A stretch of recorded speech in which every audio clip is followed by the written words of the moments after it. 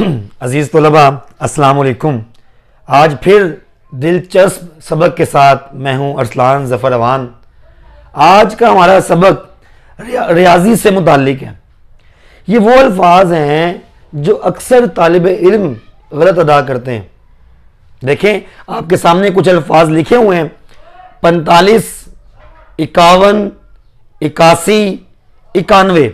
ये तमाम अल्फाज गलत अदा किए जाते हैं। इनकी सही शक्ल क्या है? इनकी सही शक्ल है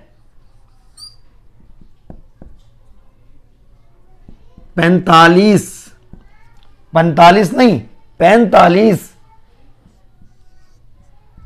51, 81 नहीं 81, 91 नहीं 91।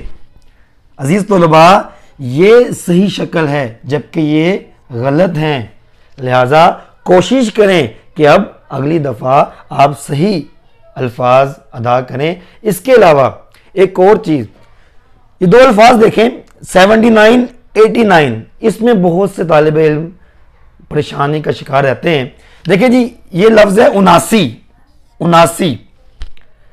तालिब इल्म इसको भी 79 पढ़ते हैं जबकि ये 89 है, 89। अब हमने इसको याद कैसे रखना है?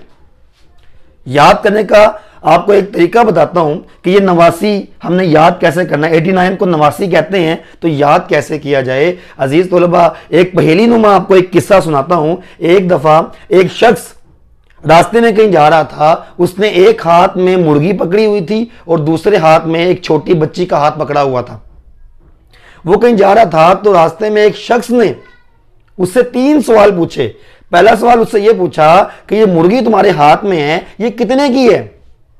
दूसरा सवाल उसने पूछा, ये जो लड़की तुम्हारे साथ जा रही है इसके साथ तुम्हारा रिश्ता क्या है?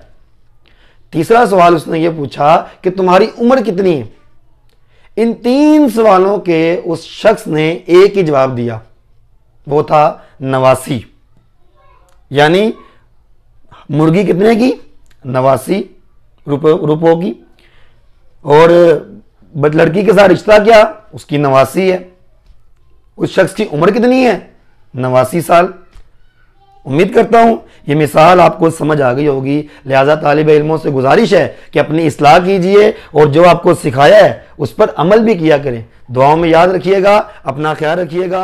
अस्सलाम वालेकुम।